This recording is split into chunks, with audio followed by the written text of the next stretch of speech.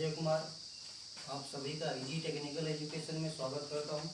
Students, आज मैं आपको एम्पियर्स लॉ के बारे में बताऊंगा। Ampere's law, why we use Ampere's law. तो सबसे पहले हमको पता है कि हम बायो-सवर्ट लॉ भी जानते हैं और एम्पियर्स लॉ भी मुझे पता है। बायो-सवर्ट लॉ से भी हम चुंबकीय क्षेत्र निकालते हैं और एम्पियर्स लॉ से भी हम चुंबकीय क्षेत्र ही निकालेंगे। तो सबसे पहले तो हमें यह जानना चाहिए कि हमें जो इस समय इलेक्ट्रिसिटी मिल रही वो ज़्यादातर फ्लक्चुएट होती है, मतलब एक समान नहीं रहती। कांस्टेंट इलेक्ट्रिक फील्ड मुझे नहीं मिलती। तो जब हमें एक समान विद्युत धारा ना मिले तब वहाँ पर चुंबकीय क्षेत्र निकालना बायो-सवर्ट नियम से थोड़ा कठिन हो जाता है। फिर हम ऐसी जगहों पर चुंबकीय क्षेत्र निकालने के लिए एम्पियर्स लॉ का यूज करते हैं।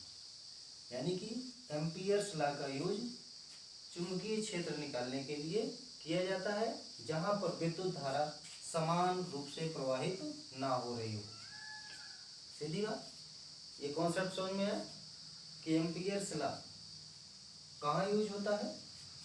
जहाँ पर विद्युत धारा समान रूप से प्रवाहित ना हो रही हो, यानी अनइक्वल करंट फ्लो हो रहा हो इन ए कंडक्टर। किसी कंडक्टर में जब इनइक्वल करंट फ्लो हो तो वहाँ पर मैग्नेटिक फील्ड फाइंड आउट करने के लिए हम एम्पियर्स लॉ का यूज करते हैं। तो एम्पियर्स लॉ है क्या चीज़? आप लोगों को पता है कि इन 1820 लिख लेते हैं पहले एम्पियर्स लॉ।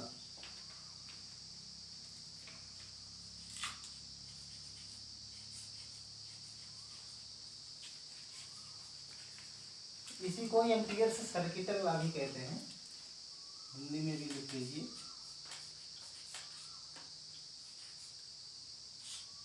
एम्पियर का नियम।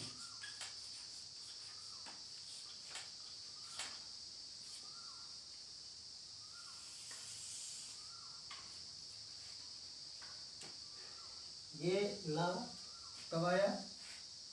इन 1826। इन 1826 में किसने दिया? Andre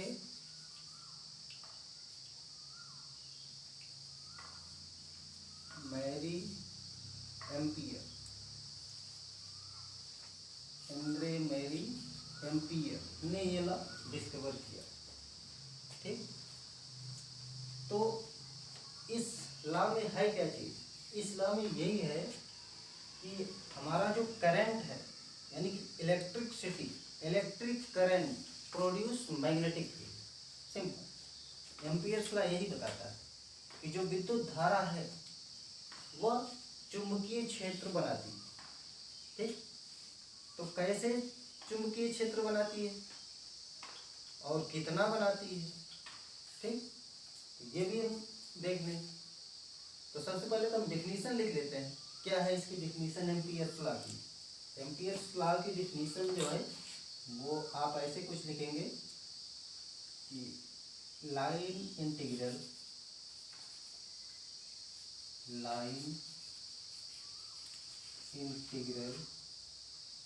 of a magnetic field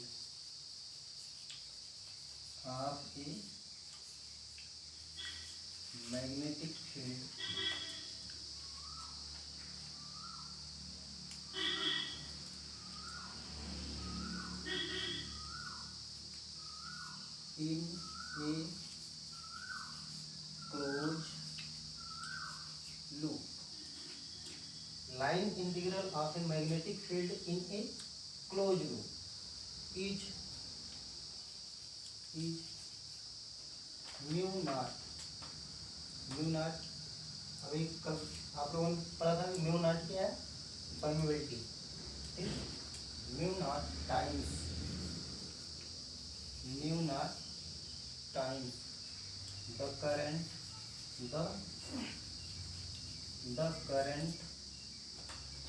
threading the current threading through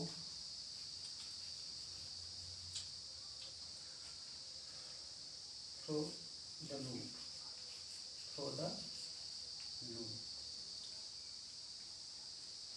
इसको आप इंडिकेट कैसे करोगे? सिंपल सा।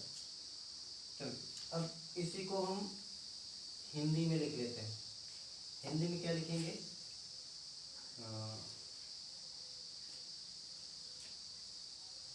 यहाँ ऊपर एक थोड़ा सा वर्ड और लिख लीजिए, in a vacuum, in a vacuum or air,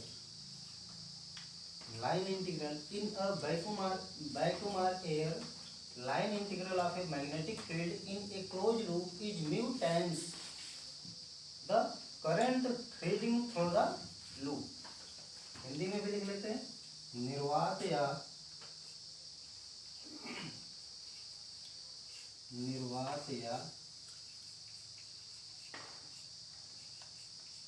वायु किसी बंद पथ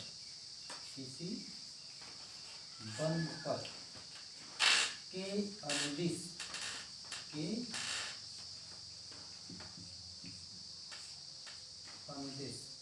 चुंबकीय क्षेत्र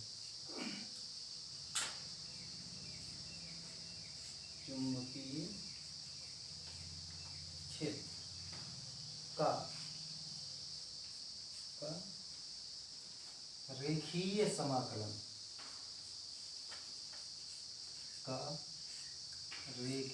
समाकलन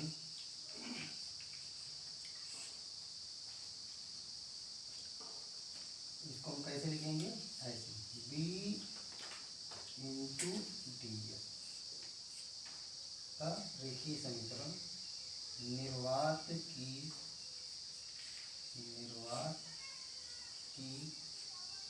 चुंबकशीलता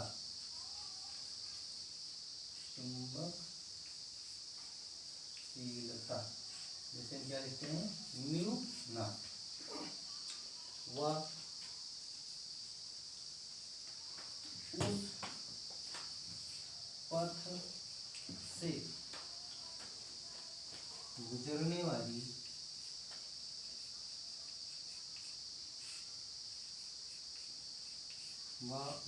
से गुजरने वाली धाराओं के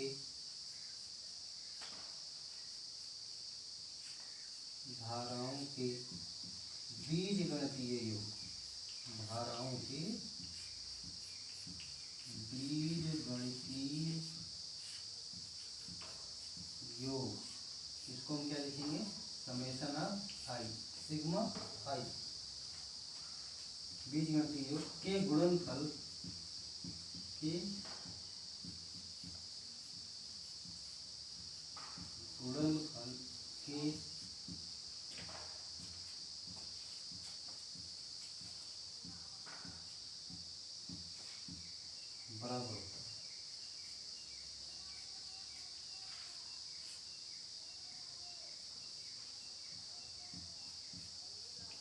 बराबर होता है।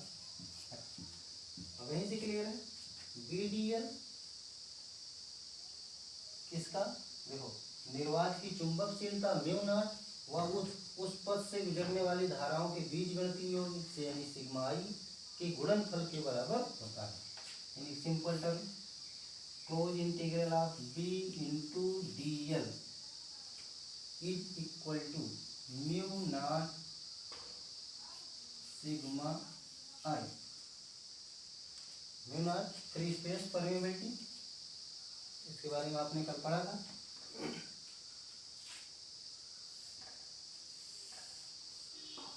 यहाँ पर B क्या है? Magnetic field. ठीक, अब इसको जरा हम समझा देते हैं कुछ। तब देखिए, जैसे आपके पास कोई एक वायर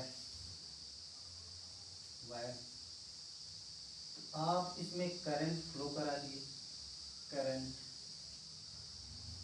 आपने फ्लो करा दिया। जब करंट फ्लो हो जाएगा एक मैग्नेटिक फील्ड क्रिएट हो जाएगी।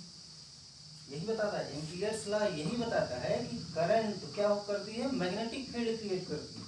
तो एक मैग्नेटिक फील्ड क्रिएट हो जाएगी कैसे, अराउंड द वायर, वायर के चारों तरफ। इसका शेप कैसा, पार्ट कैसा होता है, सर्कुलर, कुछ इस तरह से, या आप इलेक्ट्रिकल या सर्कुलर ही कहिए, ठीक। ये जो मैग्नेटिक फील्ड है इस वायर के चारों तरफ फैल जाएगी, फैलेगी। और ये ऐसे नहीं, ये सिमेट्रिकल होती है, ऐसे symmetrical.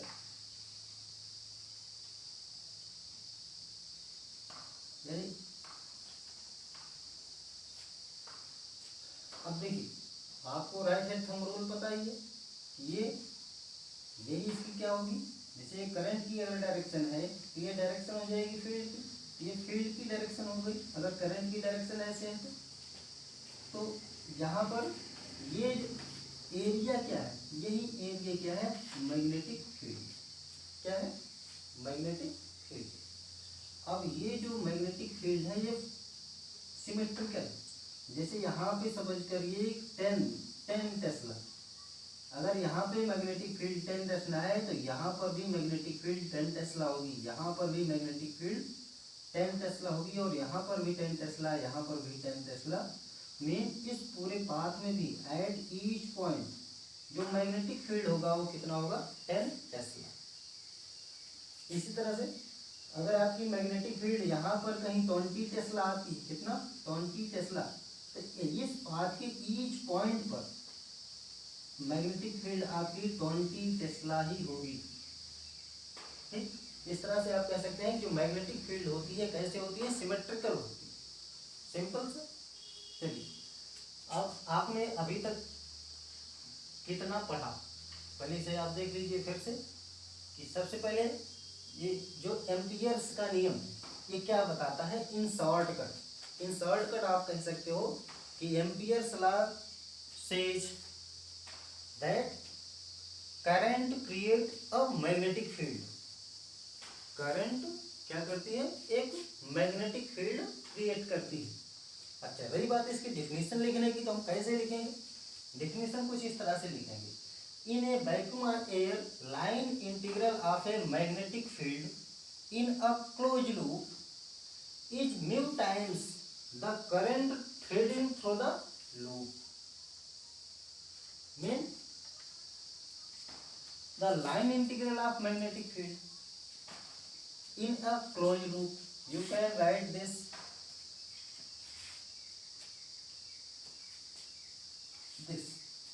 line integral of B dl is mu times the current threading through the loop mean sigma I। आप या निर्वात या वायु में बंद पथ के अनुदिश चुंबकीय क्षेत्र का रेखीय समाकलन यानी कि इंटीग्रेशन ऑफ बी डीएल, निर्वात की चुंबकशीलता म्यू नॉट व उस पथ से गुजरने वाली धाराओं के बीज गणितीय योग यानी सिग्मा आई के गुणनफल के बराबर होता है, ठीक। अब देखिए जैसे कि आपका ये कोई वायर है, ये क्या है, वायर, आपने इसमें जो करंट दे दिया तो फिर धाराओं का योग का क्या मतलब है, सिंपल सा मतलब है, मैंने आपको शुरू में ही बता दिया कि एम्पियर्स लॉ कहाँ यूज होता है, एम्पियर्स लॉ का यूज अनइक्वल करंट जहाँ पर फ्लो हो रही हो वहीं पर करते हैं। तो यहाँ पर देखिए अनइक्वल करंट मीन लाइट आपकी क्या हो रही है, फ्लक्चुएट हो रही, जैसे आप देखते हैं आजकल बहुत ज़्यादा लाइट फ्लक्चुएट हो रही, ये तो मेजर प्रॉब्लम है, सबको पता है। लाइट सपोज करिए अभी 220 वोल्ट वोल्टेज है, फिर कुछ देर बाद आप देखोगे कि 200 वोल्ट हो जाएगा आपका पावर, फिर आप कुछ देर में देखेंगे कि 180 वोल्ट ही बचा, फिर कभी कभी देखते हैं कि 250 वोल्ट हो गया, यानी कि क्या फ्लक्चुएट करते, ये जो हमारे आप यहाँ लाइट मिलती है ये फ्लक्चुएट करती है। तो इस तरह से इस लाइट से किसी भी पॉइंट पर मैग्नेटिक फील्ड फाइंड आउट करना बायो सेवर्ट्स लॉ से थोड़ा कठिन काम है, इसलिए हम क्या यूज करते हैं, एम्पियर्स लॉ। यानी कि एम्पियर्स लॉ में जैसे सपोज कर लीजिए अभी करंट की क्वांटिटी क्या है, I1 सपोज करो 10 एम्पियर, फिर एक सेकंड बाद ये करंट आपकी क्या हो गई I2 यानी कि 20 एम्पियर, फिर तीसरे सेकंड पे I3 क्या हो जाएगी, सपोज कर लो 3 एम्पियर। ठीक, इस तरह से क्या हो रही, फ्लक्चुएट हो रही। तो जितनी भी करंट टोटल जा रही है इन सब का हम क्या कर लें, एल्जेब्रिक सम, यानी सिग्मा आई। सिग्मा आई का मतलब क्या हो जाएगा, I1 plus I2 plus I3 plus I4 so on so on. ये क्या है, algebraic sum of feeding current, असल में फ्लोइंग करंट। ये जो आपकी करंट फ्लो हो रही है इसका एल्जेब्रिक सम सिग्मा आई। या आप इसे ऐसे भी लिख सकते हैं, कोई जरूरी नहीं आप सिग्मा के फॉर्म में ही लिखो, आप इसको ऐसे भी लिख सकते हैं,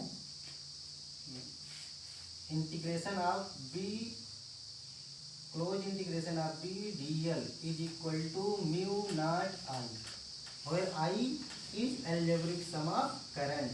बस आपको यही लिखना, और आई इज, और आई इज एल्जेब्रिक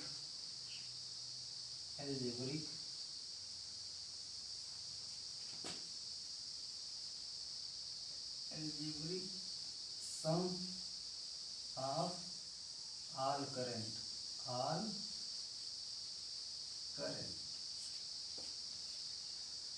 बात इतना समझ में। एम्पियर्स लॉ क्या है, सिंपल सा पढ़ना है। एम्पियर्स लॉ कुछ कठिन नहीं, एकदम इजी है।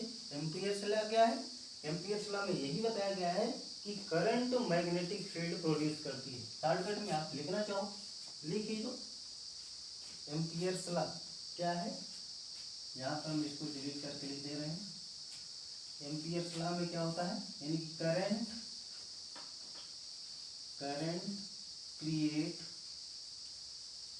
क्रिएट मैग्नेटिक फील्ड,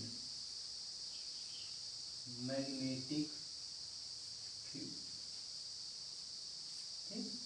अब कितने अमाउंट की मैग्नेटिक फील्ड होगी, क्वांटिटी ऑफ मैग्नेटिक फील्ड हम कैसे फाइंड आउट करेंगे, ठीक। तो इसके लिए हम कितनी करंट दे रहे हैं, यानी कि सपोज कर लीजिए टी टाइम मैंने कितनी करंट दी, उसका सबका हम क्या करेंगे, एल्जेब्रिक सम, और उस मीडियम की पर यहाँ पर जो मीडियम लिया गया है वो क्या है, एयर या वैक्यूम, इसकी परमेबिलिटी, इन दोनों का आपस में गुणा कर दीजिए तो आपको क्या मिल जाएगा, उस पूरे वायर में के द्वारा, मतलब यहाँ से यहाँ तक सपोज कर लो वायर, इसके द्वारा कितनी मैग्नेटिक फील्ड बनाई गई असल में। और इस मैग्नेटिक फील्ड की जो इंटेंसिटी है वो ईच पॉइंट पे अलग अलग होगी, ये तो सबको पता है, बट सिमेट्रिकल होगी। कैसी होगी, सिमेट्रिकल होगी, इतना सबको जानना चाहिए, ठीक। अब ठीक है, अब ये हो गया हो, तो इसको हम डिलीट करके कुछ आगे बता देते हैं।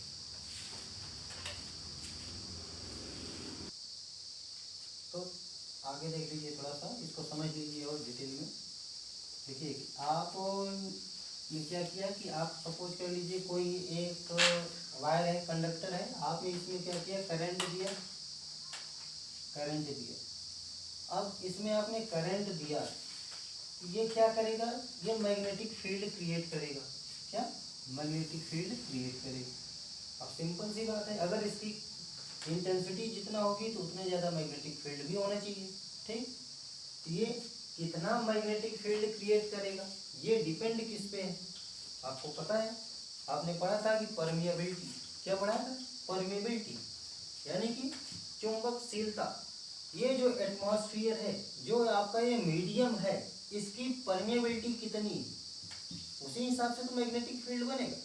यानी कि ये पास कितना होगा परमिएबिलिटी के अकॉर्डिंग। अब परमिएबिलिटी जिसकी वैल्यू आपको पता है कितना होती है, म्यू की 4 pi into 10⁻⁻7 newton per ampere square. Permeability यही पास करेगी मैग्नेटिक फील्ड को, यानी कि परमिएबिलिटी पास मैग्नेटिक फील्ड, सिंपल। यही जो परमिएबिलिटी है ये क्या करती है, मैग्नेटिक फील्ड को पास करती है। आपने करंट कितना दिया, ठीक, आपने दिया कुछ भी दिया, बट ऐसा थोड़ी कि आपने जितनी इंटेंसिटी की करंट दी same to same magnetic field produce हो जाएगी, ऐसा नहीं। क्यों? क्योंकि ये डिपेंड किस पे है, आपके मीडियम पे। मीडियम की परमिएबिलिटी जितनी होगी, जिस टाइप का मीडियम होगा उसी तरह से मैग्नेटिक फील्ड वहाँ पे प्रोड्यूस होगा। ठीक, तो आप यहाँ से एक चीज आपको एक बात और समझ में आ रही है क्या, कि आप सपोज कर लीजिए कितनी मैग्नेटिक फील्ड है, ये बी टोटल लिख लीजिए, बी टोटल इक्वल टू कितना आपने करंट दिया, मतलब total current I, capital I suppose कर लो, और कितनी आपकी परमेबिलिटी है, आपके आपका जो सिस्टम है, ये हो जाएगा total magnetic field produce by wire or conductor is equal to algebraic sum of all current into permeability. अब देखो यहाँ से आपको क्या मिलेगा, एक चीज यहीं पर देखो, अगर आप ये जो बी मैग्नेटिक फील्ड है, टोटल मैग्नेटिक फील्ड, तो यहाँ से इसको हम अगर magnetic field per unit length अगर निकालें, क्या magnetic field per unit length, तो इसी को तो हम क्या बोलते हैं, magnetic field intensity. Simple sir, अगर कोई पूछ लेगी मैग्नेटिक फील्ड इंटेंसिटी क्या है, मैग्नेटिक फील्ड इंटेंसिटी ये क्या है, is magnetic field per unit length, per unit length. ठीक, तो यहां से आप क्या लिख सकते हैं, mean magnetic field into total length is equal to B into I total. आप चाहे लिखो चाहे ना लिखो, लिख दो आई टोटल है सिग्मा आई, कुछ भी लिख सकते हैं। ठीक, कुछ इस तरह से आप लिख सकते हैं। अब आप इसी चीज को क्या लिख सकते हो, in the term of integration of B D L. Total length कितना है भाई, अभी तो आपने इनफाइनाइट स्मॉल लेंथ लिया है, तो इनफाइनाइट स्मॉल लेंथ की वजह से सपोज कर लो यहाँ पे मैग्नेटिक फील्ड कुछ प्रोड्यूस हो रही है, तो ये क्या हो गया, बी डी एल, यहाँ पे small length B D L equal to क्या हो जाएगा, म्यू नॉट आई। आपने पढ़ा B D L equal to mu not I.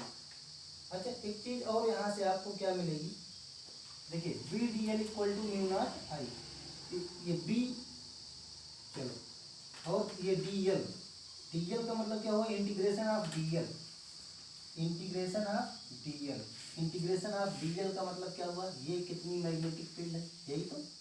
अब आपको ये देखिए कैसा दिख रहा है, सर्कुलर, यानी यहाँ पे क्या होगा 2 पाई आर, बात समझ में।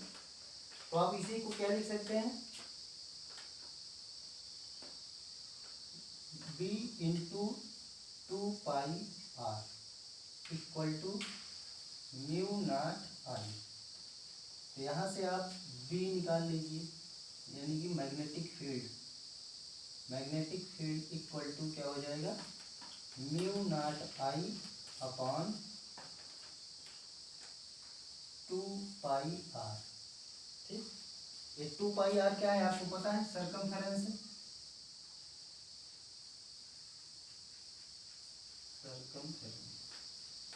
ऑफ सर्कल, ये वृत्त का परिमाप है। ठीक, तो यहां से आपको मिला क्या,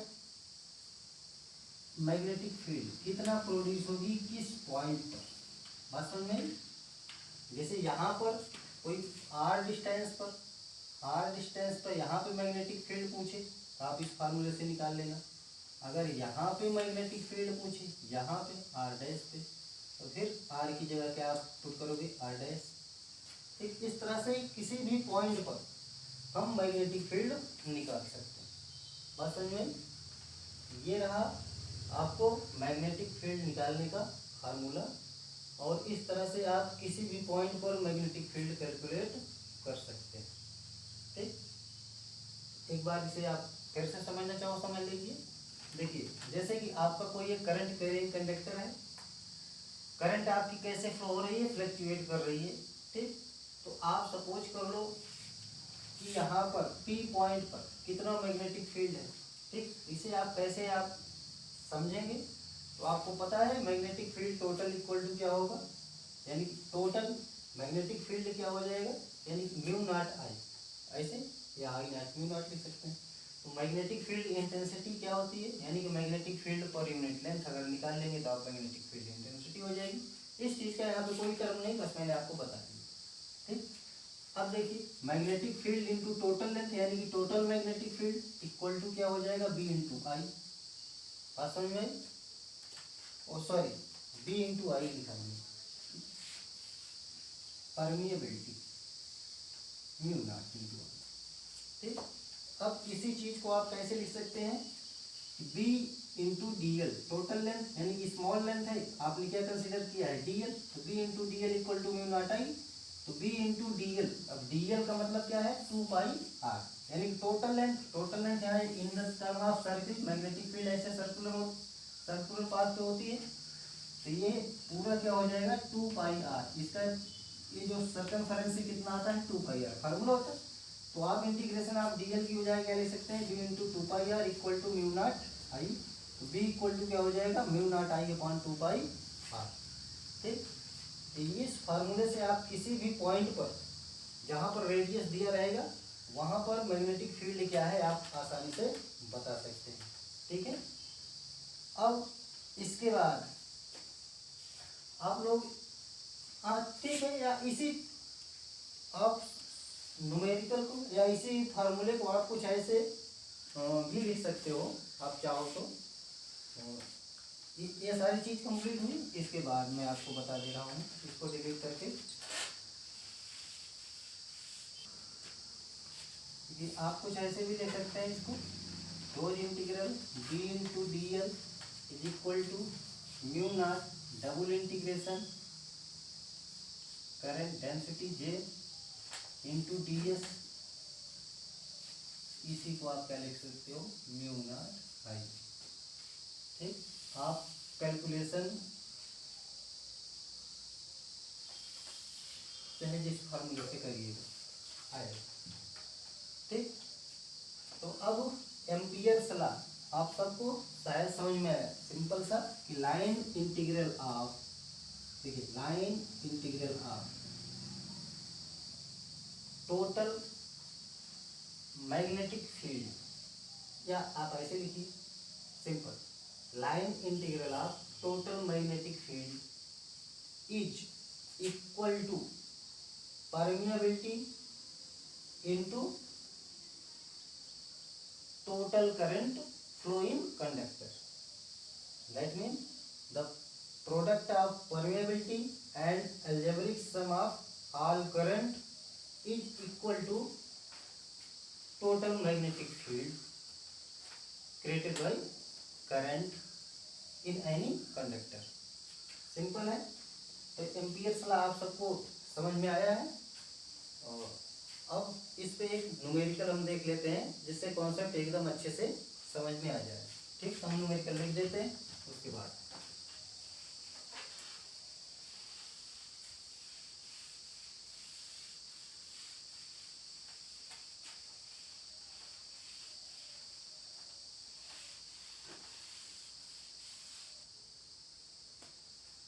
क्वेश्चन मैंने लिख दिया है जिसे आप टाइम को बच जाए। देखिए क्वेश्चन क्या है, मैं पढ़ दे रहा हूँ, आप लोग लिख लीजिए।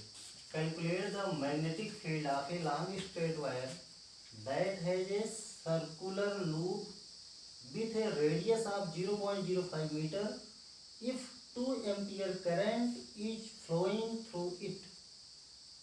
ऐसे देखिए, calculate the magnetic field of a long straight wire that has a circular loop with a radius of 0.05 meter if 2 ampere current is flowing through it। Hindi में आप क्वेश्चन को लिख लीजिए। एक लंबे सीधे तार के चुंबकीय क्षेत्र की गणना कीजिए। एक लंबे सीधे तार के चुंबकीय क्षेत्र की गणना कीजिए जिसमें 0.05 मीटर की त्रिज्या वाला एक गोलाकार लूप हो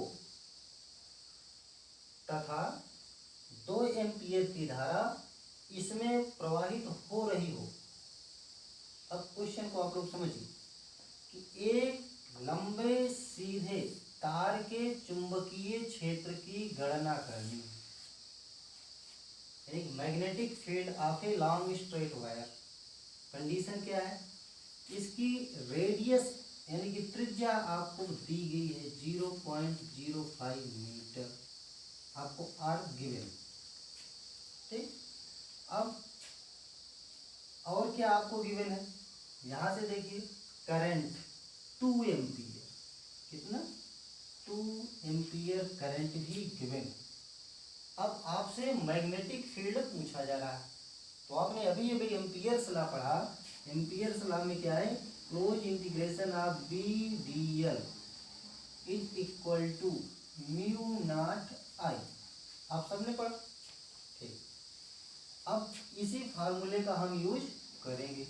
देखिए बी डी एल, अब इसको आपने एक तरह से और अभी इसके पहले सॉल्व कर दिया था डेरिवेशन में, तो इंटीग्रेशन ऑफ डी एल, यहाँ पहले थोड़ा सा फिर से समझ लो। इंटीग्रेशन ऑफ डी एल का मतलब क्या होता है, 2 pi are.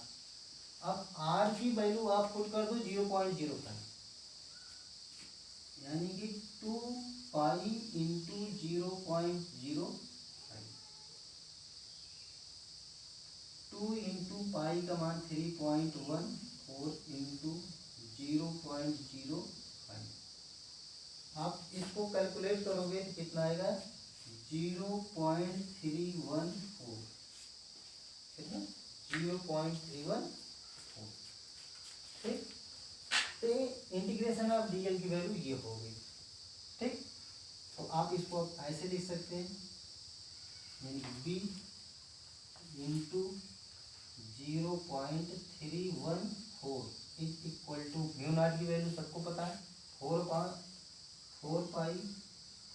Pi into 10⁻⁻7 newton per metre square, सबको newton per ampere square, into I आपको गिवन है 2 एम्पियर, इतना पता है।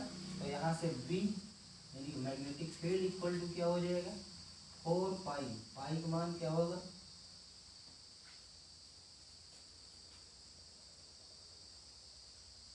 3.14 इंटू 10⁻⁻7 इंटू 2